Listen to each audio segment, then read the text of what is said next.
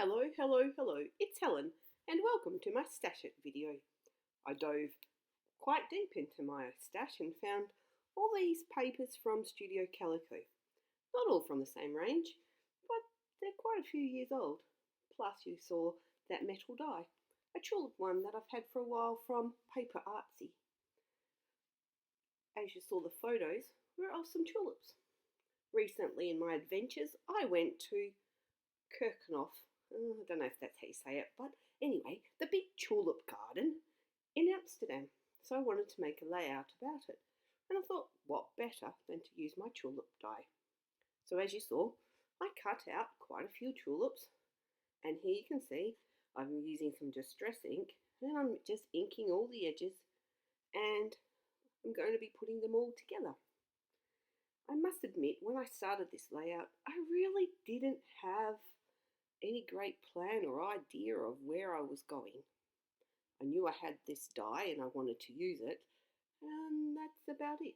And you're going to see in this video the twists and turns that I take creating my page.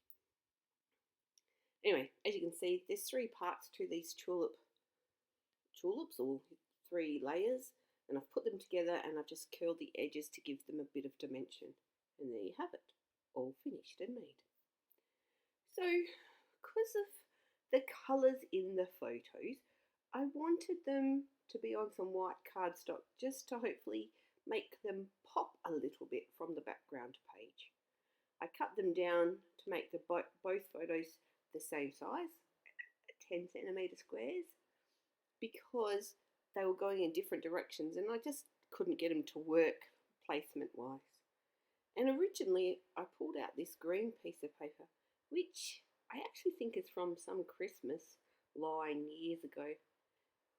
And I was planning, and you can see I did start, and I thought rather than chop this out and show you just a perfectly layout come together, I use that word perfectly very loosely, but I just thought I would show you the whole process where I was going to go with this green background paper, because I thought the green matched the stems and was a good idea. And I thought, all right, I'm going to have a border, the white border, to complement the white border around the photos. And I had this idea of these tulips bouncing across the bottom and one up the top there. And then this is where my dilemma started. I was like, I need to build around the photos. And the green is a little bit too busy and in your face. So I thought maybe I'll pull in some more of these patterned papers that I've used for the tulips and see what I can do. Layering up behind, trying to get it to work. And I couldn't. I don't know, I wasn't feeling it. It wasn't coming together. I don't know. Perhaps a coffee will help. So I kind of left it for a while, walked away, got myself a coffee, thought, right, what can I do? Maybe if I mute out the background a little bit, that will help. So I got out some trusty gesso, spread it across, thought, all right, softer layer behind the photo, so use some vellum.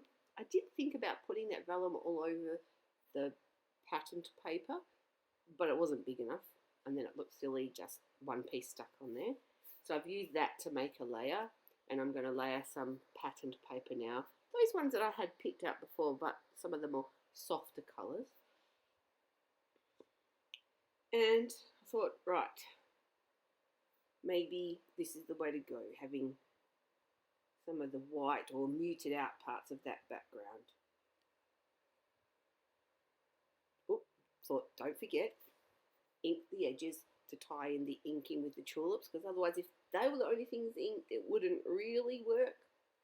So inked around some edges, got another little piece that I'd saved from earlier, layered that up, plus some more inking for that as well. Sorry, it's not in frame very well.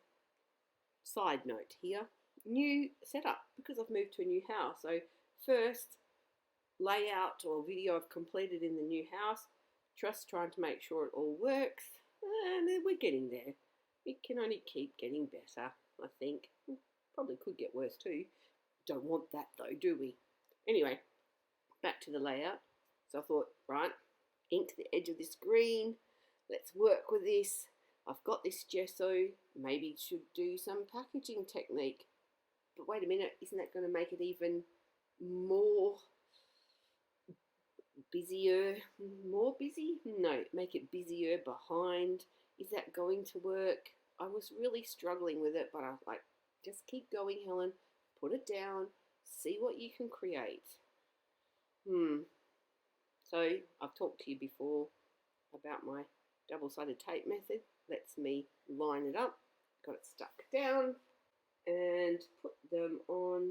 I thought, yeah, still not feeling it. Maybe I can make a diagonal layout and change the location of the tulips and use them. Nope, wasn't feeling that either. Not sure. Yep, doesn't matter how many times you rearrange it, Helen, it's still not going to work. And then I saw this piece of patterned paper sitting to the side. So I trimmed that slightly bigger than the green because I thought I'm just going to stick it over the top. Ink that around the edges. Using my double-sided tape method once again, I'll stick that one down. Is it the right choice? I don't know. But I got to that point where I'm like, you just got to keep doing something, Helen. It wasn't working with the green. Do I like this better? Well, the background's not as busy.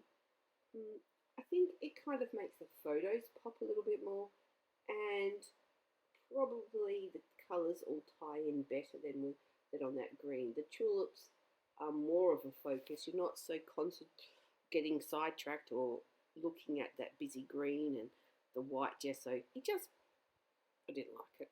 So I just thought, I've got to get this done. I'm sticking it down. Decided to pull out some fun foam to put behind that tulip. What you didn't see was I actually stuck the bit with the sticky backing on it to the double-sided tape that I put on the back. So after fixing that, I then dove through my stash of bits and pieces and found all these things that I thought would go colour-wise and sentiment-wise. I've been holding on to these little die-cut love letters for ages. I can't even remember what collection it came with. Maybe a crepe paper one from years ago. I'm really not sure. These I remember I got as part of I was in Kitaholic Kit's design team, and I got them 1 month, and I've been saving them, but with a bit of colour.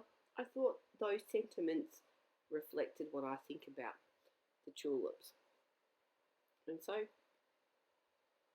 sticking them down because, you know, gotta keep doing something. I went back into my stash and found this alphabet from a Felicity Jane kit that I had sitting on the shelf. In actual fact, it's 2 different colours of yellow, well, yellow and a mustardy in the tulip, but you don't really notice it.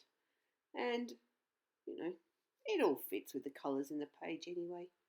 I also found this sheet of enamel shapes in that same kit, and seeing as the colours all tie in, I've used them to make that trail diagonally across the page, hopefully to bring your eye from the tulip word down to the tulips at the bottom. Off camera, I also splattered some Heidi Shine gold, plus did some journaling to finish it off. And this is the finished layout. Not quite where I started, but at least I've got it done. Thanks so much for watching. Take care, and until next time, happy crafting. Bye for now.